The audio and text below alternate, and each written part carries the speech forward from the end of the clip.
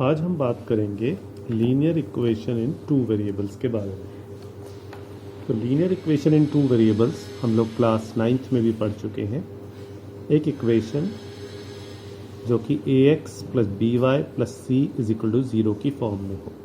N equation in the form ax plus b y plus c is equal to 0 is known as a linear equation in two variables.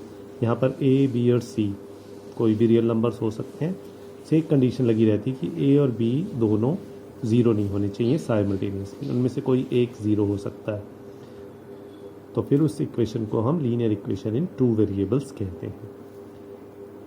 तो इसके solution के भी बारे में हमने class 9th में पढ़ा था कि अगर हम इस इक्वेशन का एक ग्राफ बनाएं, x की कुछ वैल्यूज़ पुट करें और y की निकालें, या y की कुछ वैल्यूज़ पुट करके x की निकालें, 3, 4 कुछ सॉल्यूशंस हम निकाल के उनको ग्राफ पर प्लॉट करें तो we get a straight line. तो linear equation in two variables का जो ग्राफ है वो एक स्ट्रेट लाइन होता है, और उस स्ट्रेट लाइन पर जो भी एक पॉइंट है वो इस इक्वेशन के एक सॉल्यूशन को रिप्रेजेंट करता है। एक linear equation in two variables के इनफाइनाइट मैनी सॉल्यूशंस होते हैं, क्योंकि एक लाइन पर इनफाइनाइट मैनी पॉइंट्स होते हैं, और वो सभी पॉइंट्स उस इक्वेशन के सॉल्यूशंस को रिप्रेजेंट करते हैं। x और y की फॉर्म में सॉल्यूशन होगा, x और y कोई भी रियल नंबर होंगे। तो infinite many solutions are there for a linear equation in two variables. अब यहाँ जो हमें डिफरेंट चीज़ पढ़नी है वो है पेयर ऑफ लीनियर इक्वेशन के बारे में। तो यहाँ हम पेयर ऑफ लीनियर इक्वेशन के बारे में पढ़ेंगे और उसके डिफरेंट टाइप से सॉल्यूशन निकालना। सबसे पहला जो मेथड हम पढ़ने जा रहे हैं वो है graphical method of solution of a pair of linear equation. यानी कि अगर हमें एक pair of linear equations given है तो उसको हम ग्राफिकली कैसे सॉल्व करेंगे, ये चीज़ हमें सीखनी है। तो हमें दो इक्वेशन गिवन है, a1x plus b1y plus c1 is equal to 0 और a2x plus b2y plus c2 is equal to 0। तो हम एटलीस्ट 2 सॉल्यूशंस हमें निकालने होते हैं। हम 2 या 3 सॉल्यूशंस एक इक्वेशन के निकालेंगे और दूसरी इक्वेशन के भी इसी तरह से 2 या 3 सॉल्यूशन निकालेंगे और उनको टेबल की फॉर्म में एक्सप्रेस करेंगे और फिर उनका ग्राफ बनाएंगे, जैसे हमने क्लास 9th में बनाया था। अब सपोज आपने ग्राफ बनाया, ग्राफ बनाने के बाद आपको इस तरह से 2 लाइंस मिली जो एक पॉइंट पर इंटरसेक्ट करती हैं। तो फिर हम कहेंगे कि these lines have a common point, और इस कॉमन पॉइंट पर जो x और y की वैल्यूज़ हैं वो इस पेयर ऑफ लीनियर इक्वेशंस का सॉल्यूशन होगा।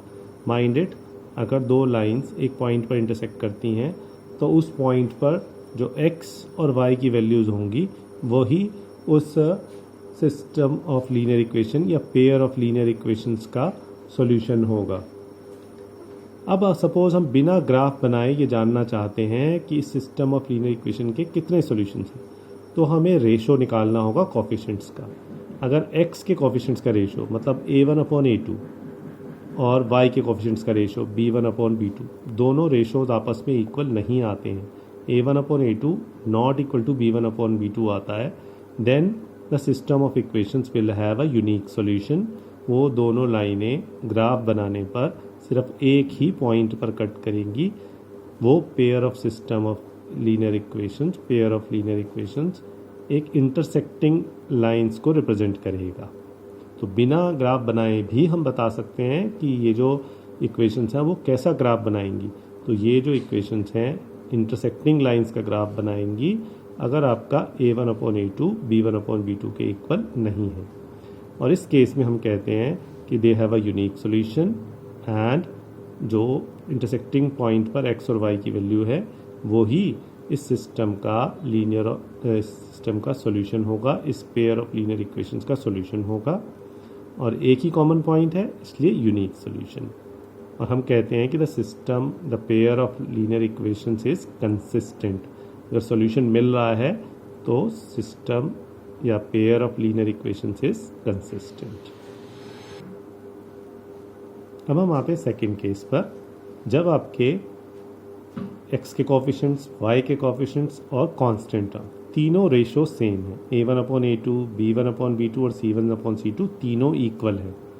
उस केस में आपकी जो ग्राफ है जो बनेगा वो दोनों लाइंस एक जगह पर जाकर कोइंसाइड हो जाएंगी, एक दूसरे के ऊपर ओवरलैप हो जाएंगी।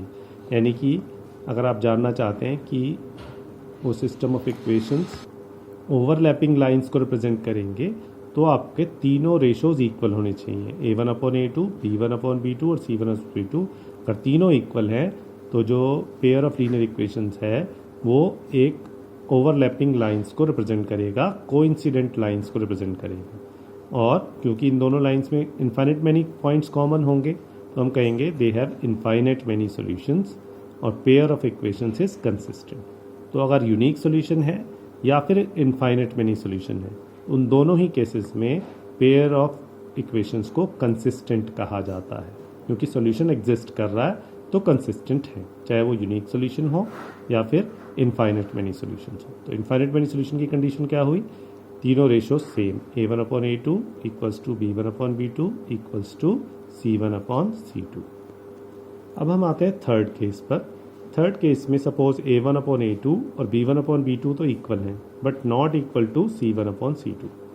तो इस केस में जो पेयर ऑफ इक्वेशंस का आप ग्राफ बनाएंगे तो वो पैरेलल लाइंस बनेगी, दोनों लाइंस एक दूसरे के पैरेलल होंगी। They will have no common point, और कॉमन पॉइंट ही आपका सॉल्यूशन होता है। इसका मतलब they will have no solution. So that means if A1/A2 and B1/B2 are equal, first two ratios are equal, but they are not equal to third ratio C1/C2. In that case, the system of equations, the pair of equations will have no solution and they will represent parallel lines.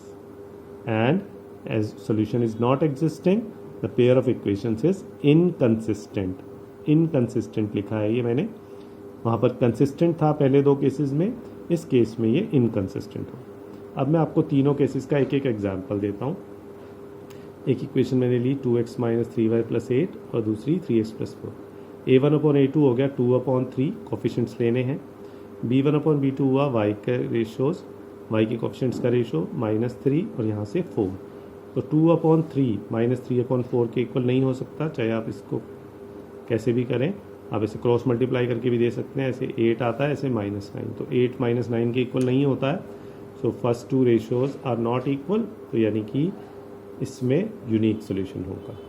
अब आप देखिए जो है second case, इसमें 2 और 4 का ratio, -3 और -6 का रेशो, 8 और 16 का रेशो, 1/2 1/2 1/2, तीनों केसेस में 1/2 है ratio. So this for they have infinite many solution. Third case देखिए, थर्ड केस में 2 और 4 का रेशो, -3 और -6 का रेशो, तो ये दोनों रेशो तो सेम है, 1/2 1/2, लेकिन 8 और -15 का रेशो, ये रेशो सेम नहीं है। तो इस केस में they will have no solution.